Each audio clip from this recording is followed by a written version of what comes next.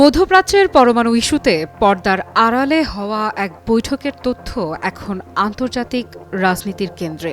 গত ডিসেম্বর যুক্তরাষ্ট্রের president Donald Trump নাকি ইসরায়েলের প্রধানমন্ত্রী বেনিয়ামিন নেতানিয়াহুকে স্পষ্ট বার্তা দেন, ইরানের সঙ্গে ক্ষেপণাস্ত্র ইস্যুতে আলোচনা ব্যর্থ হলে ইরানের সম্ভাব্য ইসরায়েলি হামলায় ওয়াশিংটন পূর্ণ সমর্থন দেবে।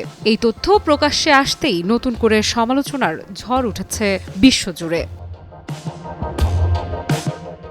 তুরস্ক ভিত্তিক সংবাদ সংস্থা আনাদোলু ও মার্কিন নেটওয়ার্ক সিবিএস নিউজ এর প্রতিবেদনে উঠে এসেছে আরেকটি গুরুত্বপূর্ণ দিক।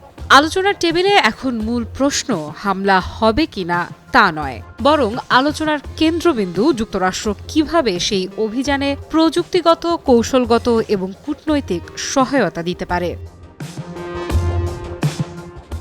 ভাবুন, ইসরায়েলি যুদ্ধবিমান শত শত কিলোমিটার পাড়ি দিয়ে ইরানের ভেতরে ঢুকছে। মাঝ আকাশে জ্বালানি সহায়তা কারা দেবে? কোন রুট ব্যবহার হবে? আকাশসীমা কারা খুলে দেবে? এখানেই জটিল সমীকরণ। জর্ডান, সৌদি আরব ও সংযুক্ত আরব আমিরাত ইতোমধ্যে স্পষ্ট জানিয়ে দিয়েছে তাদের আকাশসীমা ব্যবহার করতে দেয়া হবে না। অর্থাৎ সম্ভাব্য হামলা হলে তা হবে অত্যন্ত সংবেদনশীল এবং উচ্চ ঝুঁকিপূর্ণ অপারেশন। তাহলে কি যুক্তরাষ্ট্র সেই কূটনৈতিক দেয়াল ভাঙার চেষ্টা করছে? এদিকে সামরিক তৎপরতাও চোখে পড়ার মতো। মধ্যপ্রাচ্যে মোতায়েন রয়েছে USS Abraham Lincoln carrier strike group, আর প্রস্তুতি চলছে জেরাল্ড আর ফোর্ডকেও পাঠানোর। এই দুই বিমানবাহী রণতরী মানেই আকাশ ও সমুদ্র দুই দিক থেকেই শক্ত অবস্থান। বিশ্লেষকদের মতে এটি ডিটারেন্স স্ট্র্যাটেজিও হতে পারে, অর্থাৎ সরাসরি হামলার আগে শক্তির প্রদর্শন। কিন্তু ইতিহাস বলছে শক্তি প্রদর্শন কখনো কখনো সংঘাতের পথও খুলে দেয়। অন্যদিকে কূটনীতির মঞ্চ এখন জেনেভা। শীঘ্রই ইরান ও যুক্তরাষ্ট্রের প্রতিনিধিদের মধ্যে দ্বিতীয় দফা আলোচনা হওয়ার কথা।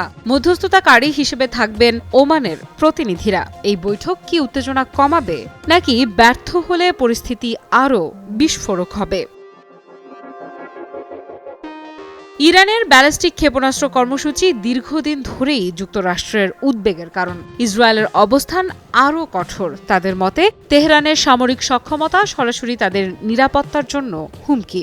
এই মুহূর্তে দৃশ্যপট যেন দ্বিমুখী, একদিকে কূটনীতি, অন্যদিকে যুদ্ধ প্রস্তুতি। একটি ব্যর্থ বৈঠকই কি বদলে দিতে পারে পুরো অঞ্চলের ভবিষ্যৎ? মধ্যপ্রাচ্যের রাজনীতিতে প্রায়ই দেখা গেছে শেষ মুহূর্ত পর্যন্ত দরজা খোলা থাকে, কিন্তু কখন সেই দরজা বন্ধ হয়ে যায় তা বোঝা যায় খুব দেরিতে। আফ্রিদা ইফরাত, নিউজ 24।